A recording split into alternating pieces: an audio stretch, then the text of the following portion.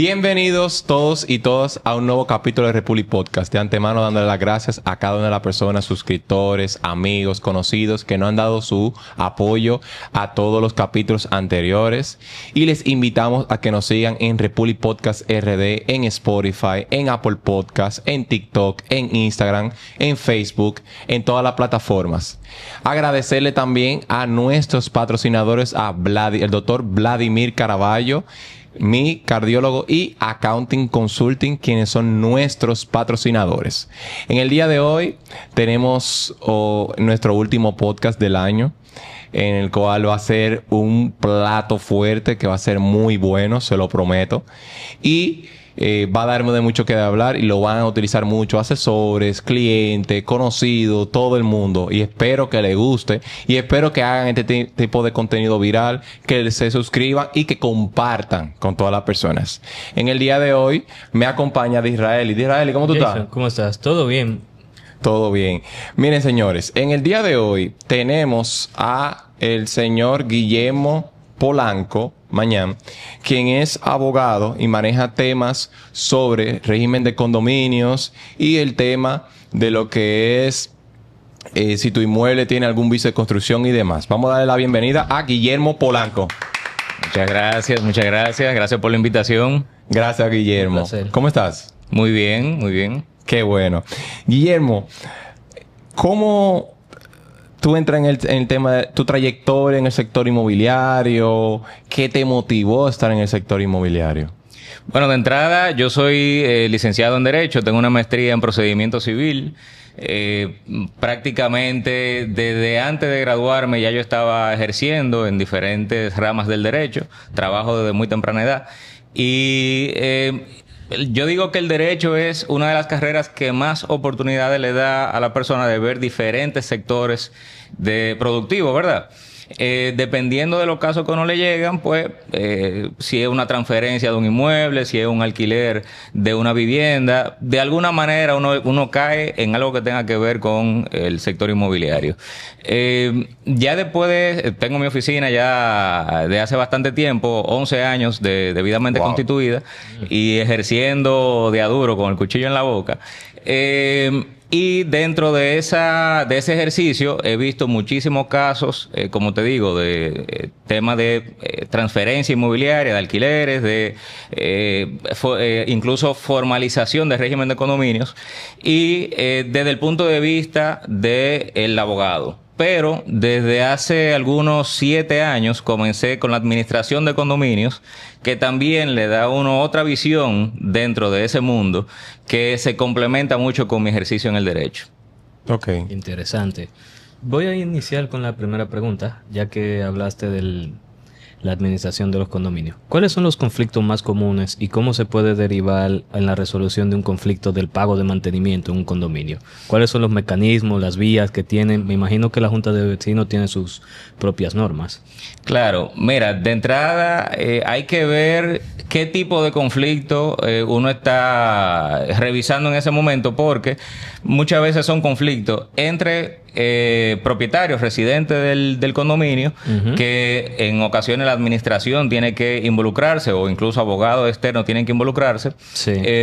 ¿Qué te digo? Más comunes, te puedo hacer una lista de 50 situaciones que se dan entre condóminos, pero yo diría que el tema de ruidos. Sí. Muy común, realmente. Muy frecuente. Eso yo creo que es una situación que se da en todo condominio. Sobre todo, en estos días estaba conversando sobre eso, que vivimos en un país donde la cultura del dominicano es muy ruidosa. O sea, y no lo digo ni de forma despectiva ni como algo malo, quizá algo que otras culturas lo ven como el dominicano sea alegre, ¿verdad? Movido. Sí, muy movido. Sí, pero tenemos que reconocerlo, somos ruidosos. Entonces, un sábado, un domingo, es muy común que se ponga esa música muy alta. Exacto. Que para usted está muy bien para hacer la limpieza en su casa, pero quizá el vecino no quiere escuchar su música. Entonces, es una situación muy común.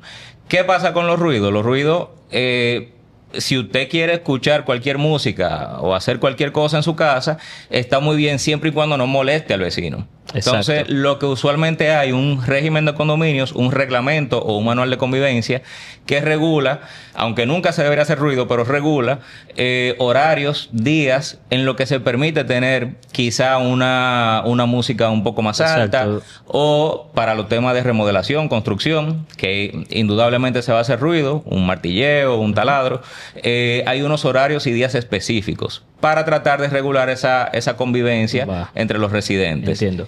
Y en el ma- caso, y discúlpame, en el sí. caso que sea insostenible, dígase una persona que me pasó con un cliente, que la persona no deja de arrastrar cosas, que tiene una convivencia ya que le molesta a un grupo. Vamos a decir que sea propietario o inquilino. ¿Cómo se manejaría eso, los propietarios de esa persona en específico? Fíjate que tú mencionas algo interesante, y es que aquí se divide si es propietario o es inquilino. inquilino. Exacto. Porque ¿quién es que tiene responsabilidad frente al condominio? El propietario. El propietario. El propietario. Al inquilino se le puede comunicar, se le puede llamar la atención, se le puede hablar, tocarle la puerta y decirle que baje la música. Pero quien tiene una responsabilidad y puede tener consecuencias legales serias es el propietario del inmueble. Entonces, ¿qué uno hace como administrador o como abogado externo que va a llevar un caso como ese?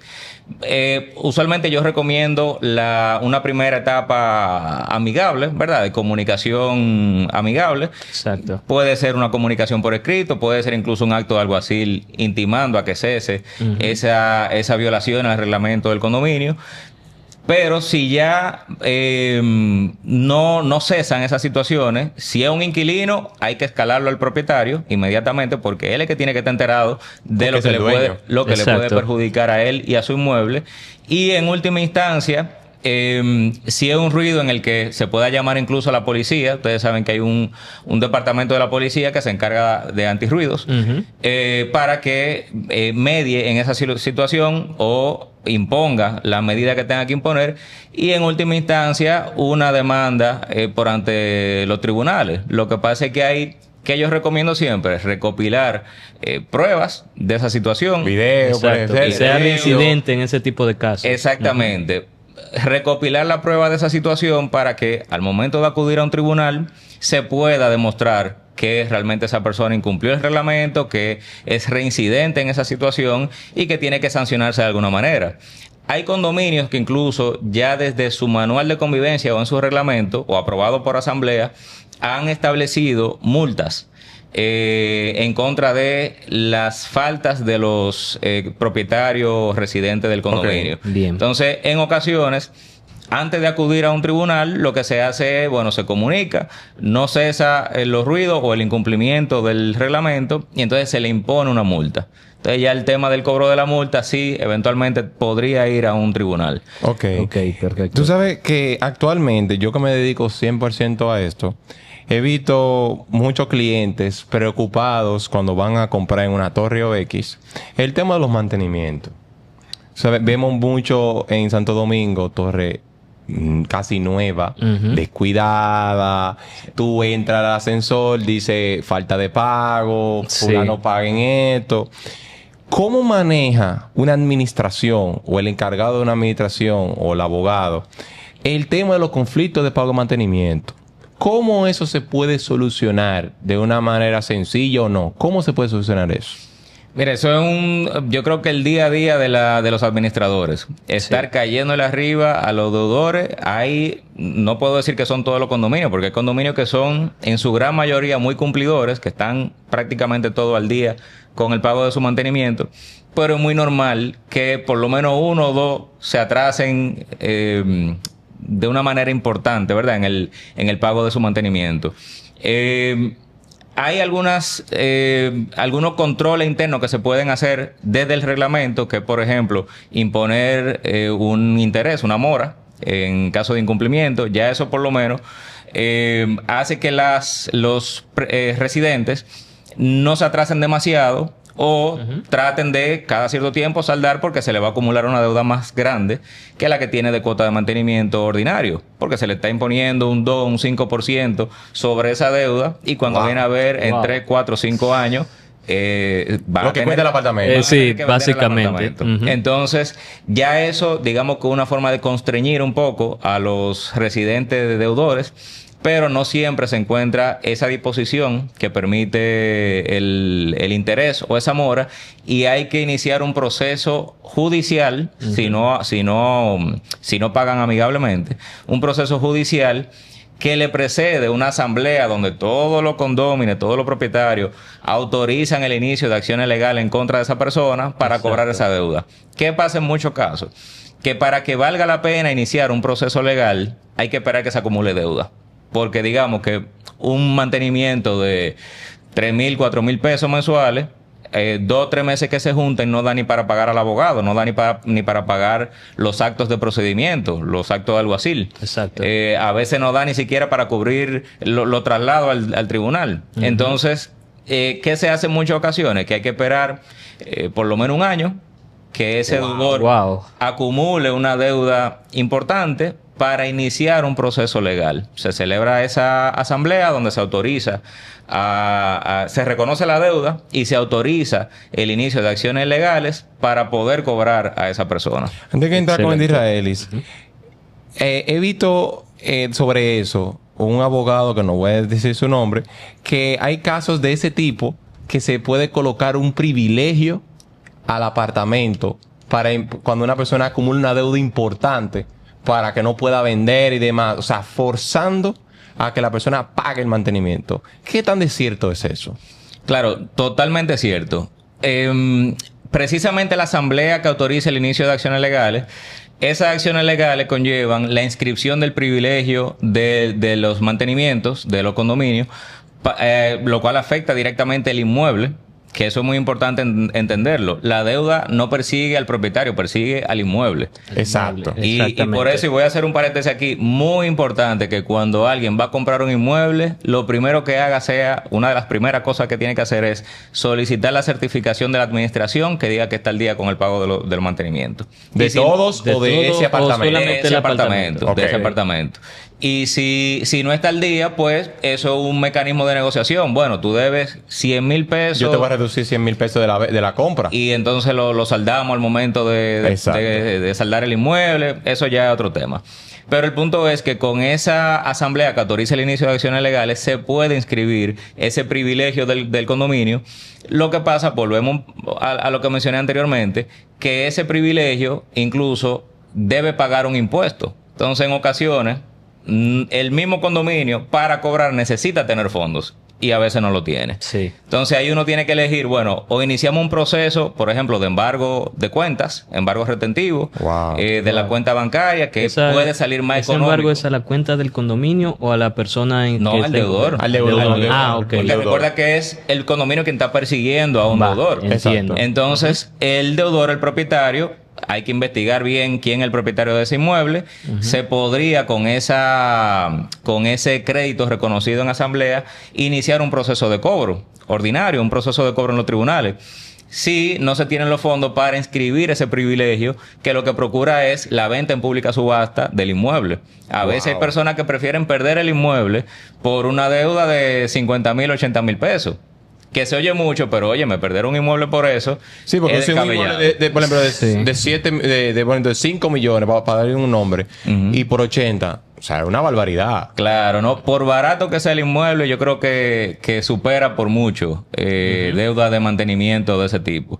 No digo, ¿verdad? Hay torres que sabemos aquí que son de las torres más lujosas del país, que cuando se ven esos carteles en el ascensor, tienen millones de deuda en un solo apartamento. Pero son apartamentos 2 o 3 millones. de lujo que verdad que proporcionalmente hasta poco se lo encuentran esa deuda de mantenimiento. Pero es posible con esa asamblea inscribir un privilegio con los costos y procesos que eso lleva y conseguir la venta en pública subasta del inmueble. Y no hay un mecanismo, vamos a decir, en las asambleas, un proyecto nuevo lo constituyera en la asamblea. ¿No se puede establecer en la misma asamblea un mecanismo para prevención de que la persona, mira, si incumple, mira cuáles son las condiciones? Tú hablaste de las multas, de cómo se cobra eso. ¿Qué se puede hacer para tú decir, prevenir eso o que sea más rápido? ¿No hay alguna forma? Claro, mira, es una buena pregunta porque por un lado tú dirás, bueno, está el 2, el 5% de penalidad, pero sigue siendo un asunto económico. ¿Cómo terminamos cobrando eso? Igual tendría que ser una asamblea que se reconozca para poder cobrar el monto total, aunque sea mayor a la deuda original. ¿Qué suelen hacer algunos condominios? Que dependiendo de cuáles sean los servicios que comunes, ¿verdad? Que se le puedan cerrar, suspender, entonces proceden a hacerlo de esa manera. Ha habido mucho debate últimamente con esa situación de suspender servicios. Eso te iba a decir que si era legal o no. Por ejemplo, el gas, el agua, por ejemplo. Por ejemplo, donde mis padres viven, fuera en el interior, si tú no pagas el mantenimiento, está obviamente cuando tú firmaste, compraste, que si no pagas, te cierran el agua. ¿Me entiendes? Eso ha dado mucha agua. ¿Eso lo de establece beber. la ley o es algo ya de facto que hacen los... No lo establece la ley, es algo que se ha hecho en la práctica. De hecho, se viene haciendo hace mucho tiempo el tema de suspender, por ejemplo, el agua, y hubo una sentencia hace mucho tiempo del Tribunal Constitucional donde indica que el agua es un derecho fundamental, Exacto. que es un servicio esencial básico y que como tal no podía ser suspendido por una deuda de mantenimiento. Que hay otros mecanismos que el que estamos hablando, para hacer forzar el cobro. Que no se puede suspender el agua. Entonces, luego de esto, vino otra sentencia del mismo Tribunal Constitucional que habla del servicio de gas común. Entonces, a raíz de eso ha venido mucho debate porque la interpretación que le han dado de que no se puede suspender el gas común por ser un servicio esencial básico, le decía que la sentencia que indica que no se puede suspender el servicio de gas porque es un servicio de esencial básico, ha sido interpretada de esa manera, pero la realidad es que el Tribunal Constitucional no ha dicho tajantemente, expresamente, que no se puede. Lo que no se debe hacer es de forma arbitraria.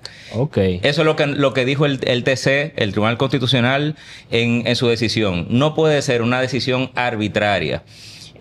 Cuando ellos hablan de arbitraria, ¿a qué se refiere? Tiene que ser algo de fuerza mayor que decidan hacer ese tipo de medidas. Ya. Por ejemplo, el Tribunal Constitucional, ¿qué matizó ahí? Dijo, lo que pasa es que es medio ambiguo el TC al momento de decir esto del gas, porque dice que incluso no se puede ver en el reglamento si permite esa acción.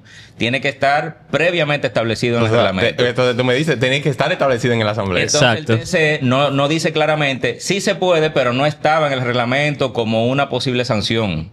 Óyeme, no me dejes eso así porque entonces salen los titulares del periódico diciendo no se puede suspender el gas. A mucha libre interpretación de la Junta de Vecinos y de... Óyeme, la única decisión donde sí lo dijeron claramente fue con el agua. Sí. Después de eso, lo dijeron ambiguamente con el gas y lo dijeron de forma ambigua también con la electricidad. Y no es así. Cuando tú lees la decisión, que tú dices, ven acá, pero ¿y cómo sacaron eso? ¿Cómo interpretaron eso de esta decisión cuando no es eso lo que está diciendo el Tribunal Constitucional? Lo que está diciendo es, lo que pasa es que medio lo dice, pero no lo dice, que no puede ser de forma arbitraria. Exacto. Y menciona que no lo dice el reglamento como una posible sanción, que hubo un caso también que fue... porque una persona cerró, que eso fue donde decidieron sobre el gas, cerró el acceso a donde se llenan los cilindros. Entonces, obviamente estamos hablando de dos cosas diferentes. No estamos hablando de falta de pago, estamos hablando de una persona que cerró el acceso a los cilindros de gas. Entonces, una cosa no tiene que ver con la otra. Y ustedes saben cómo son los medios, que agarran lo que quieren. Exacto. De esa poco decisión. De sensacionalismo. Y de ahí dicen que el TC prohíbe suspender servicio de gas y servicio de luz y servicio... Exacto. Y no es así. No es así. Todavía yo mantengo que si el reglamento lo establece, si hay una asamblea que dice que se pueden suspender servicios, el agua no, porque eso sí lo dijeron expresamente, pero que se pueden suspender, por ejemplo, el servicio de gas común. Electricidad. No, electricidad es aparte de la persona, pero... Me refiero a la electricidad común, comunitaria. Sí, no, lo que pasa es, por ejemplo, uno podría cancelar el servicio de planta eléctrica Y entonces cuando se va la luz se le va a ese apartamento. Que solamente a ese En esa apartamento conexión. no le Exacto. entre la planta. Eso se podría. Entonces, es lo que le digo, un tema de interpretación de las decisiones. Eso creo que en otro foro donde nos enfoquemos en el análisis de esas sentencias lo podemos discutir, porque no es eso lo que dicen las decisiones. Exacto, sería un tema muy interesante y quitaría muchos tabúes. Mira, en ese claro. aspecto. Hablando un poco de la asamblea, para continuar el tema y medio finalizar en ese punto, ¿cuáles son las decisiones que se llevan a cabo? ¿Cuáles son los tipos de decisiones que se tienen que tomar en la asamblea? ¿Y qué mecanismo o medida pueden hacerla entrar en vigor? Ok, bueno, la asamblea es la manera en la que el condominio habla. Es decir, los residentes del condominio, los condóminos, deben tomar decisiones mediante asamblea.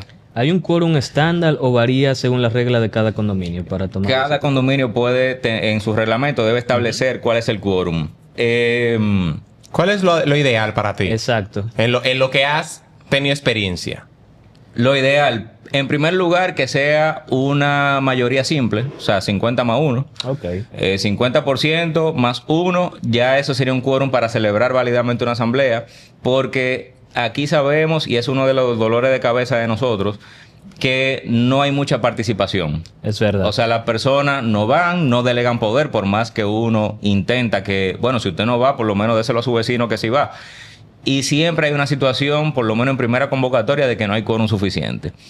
Y segundo, tiene que haber una alternativa a cuando no hay quórum. Hay reglamentos muy rígidos que establecen que si no hay quórum hay que seguir convocando hasta que haya quórum. Y un quórum de un 75%. Wow. Que eso es una Wow. locura. Es una Eso locura. es imposible. Es inviable. Cuando Y yo unas voy a- elecciones. Exacto. No, segunda, tercera, cuarta vuelta se va. Cuando yo veo el reglamento, de una vez, cuando veo el tema del quórum, de una vez evalúo cuál es la alternativa si no hay quórum. Porque hay condominios que en su reglamento dice que se celebra inmediatamente después, 2 horas después, 3 horas después, con la persona que estén. Tengo una alternativa. Quien se haya quedado, quien llegue a las 2 o 3 horas, pues ya con esa persona lo celebramos. Otros que son un poquito más rígidos en ese sentido, que ordenan una segunda convocatoria y en esa segunda sí se celebra con quienes vayan. Pero le dan un chance a los que no podían ese día, pues que vayan otro día. Yo opino que para que el condominio pueda tener unas decisiones fluidas, para que pueda iniciar acciones legales sin inconveniente, debe ser un quórum de mayoría simple, 50 más 1, y que haya alternativa a la situación de que no haya quórum. Siempre hay que pensar en eso. ¿Usted quiere que se celebre el mismo día, 2 o 3 horas después? Perfecto. ¿Usted quiere que se celebre en una segunda convocatoria, pero que sea con quien vaya? Porque es que la realidad en la práctica nunca se llega al quórum que establece el reglamento. Eso es casi Ok. imposible. Antes que de Israelí entre otro tema, tú sabes que a mí me gustaría hablar ahí para cerrar el tema de los condominios. Me ha pasado en algunos proyectos, vamos a decir, de lujo, ultra lujo, Ujú. de que para el cliente visitarlo, tú tienes que mandar la cédula para ellos ver si tú calificas o no para ver o comprar el apartamento. No sé si lo has visto eso. O sea, vamos a decir, yo Jason, hay algunas torres, no voy a decir nombres. Un cliente mío está interesado en visitarlo. Tú tienes que llenar un formulario, tú tienes que mandar tu cédula para ellos depurarte para ir a verlo. Para ¿Verdad? ver con intención de comprar. O de comprar. Sí. Ok. Entonces, ¿eso es legal? ¿Eso está bien? ¿Cómo podríamos catalogar eso? Porque yo lo veo eso en Estados Unidos y eso puede verse como que están denigrando a una persona. ¿Qué tanto? Cuéntame de eso. ¿Eso es legal? Eso es derecho de admisión. Derecho ¿O de entraría admisión. en discriminación ya directamente? Mira, si que es muy probable que lo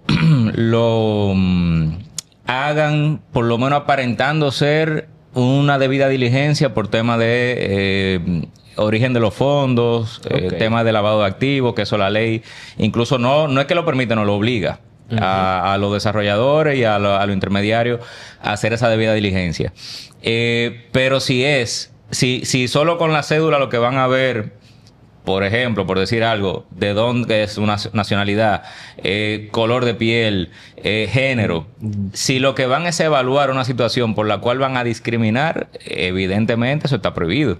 Ahora, si lo pintan como que es debida diligencia por un tema de lavado de activos, es no solo permitido, sino obligatorio. Exacto. Hay que ver qué hacen con esa información. Pero una persona que ni ha ido a verlo, tú sabes, es ella hace una previa depuración antes de que entre, ni ha hecho una oferta.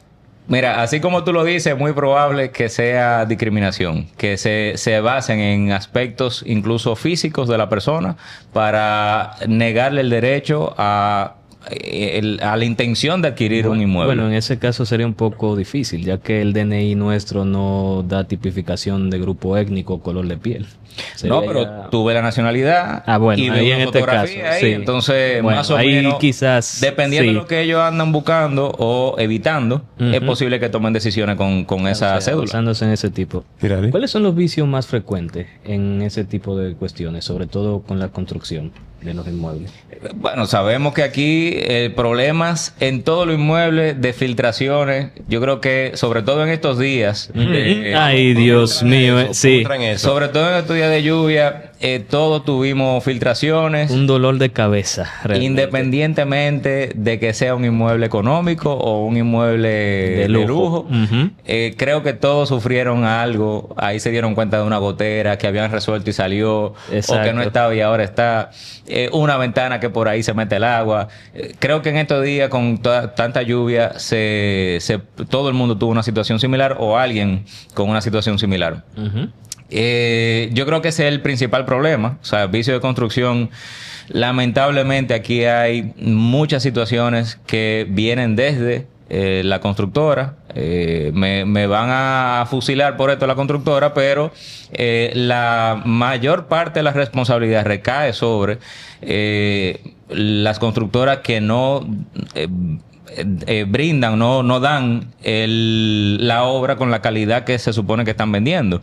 En muchas ocasiones es culpa de la calidad de los productos que utilizan o la cantidad, de verdad. Yo no soy ingeniero ni puedo hacer los cálculos de eso, pero es evidente. O sea, cuando hay una evaluación formal, un informe de un ingeniero que evalúa cómo se hizo el trabajo, lo que arroja es que son vicios de construcción, vicio al momento de construir esa obra. Y casi siempre donde se refleja es con filtraciones, con grietas, con agua que se mete por algún lado, la pintura que se va despegando por la humedad. O sea que tiene mucho que ver con las filtraciones. Ok. Tú sabes que, como tú comentaste en el tema de la tormenta Melissa, todo lo que sucedió, vi gente, por ejemplo, un video muy viral en Instagram de una señora que se le inundó la casa porque tenía un desagüe en el balcón, que estaba saliendo agua, que parecía como si fuera un río saliendo el agua. Que veo personas que firman con la constructora que los vicios de construcción, 1 año, 2 años.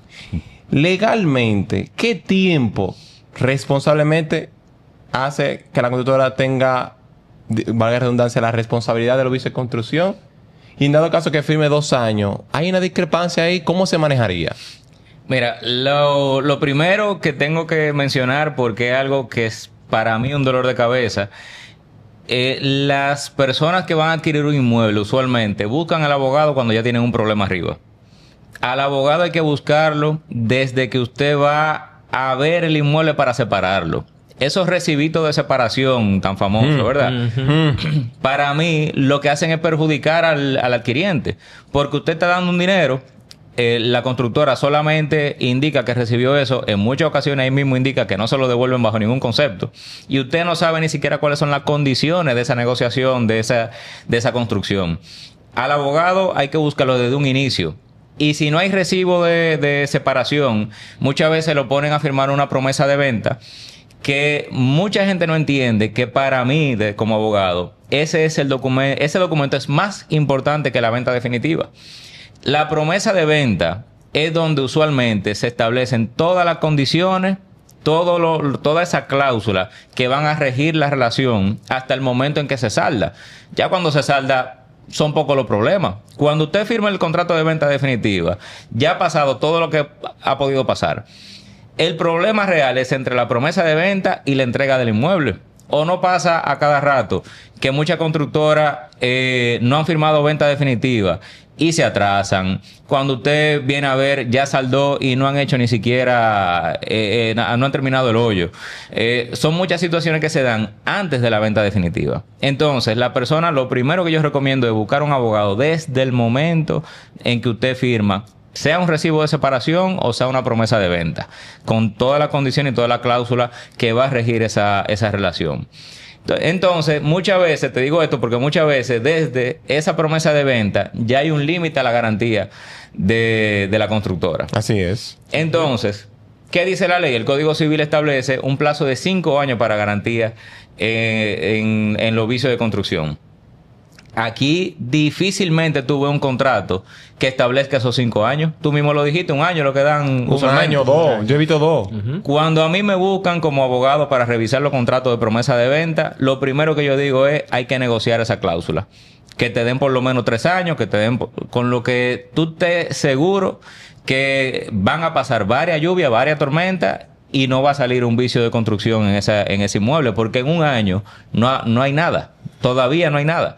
En 1 año todavía no se ven los vicios de construcción. Se vienen viendo a los 2 años, a los 3 años, dependiendo qué tan bueno o malo sea la obra. Pero la ley te da 5 años, hasta 5 años. ¿Qué pasa con lo que dice la ley? Que esa garantía puede ser limitada. O sea, como es de interés privado, las partes pueden negociar menos o más de esa garantía. Wow. Entonces, aunque la ley dice 5, esos 5 es si el contrato no dice nada.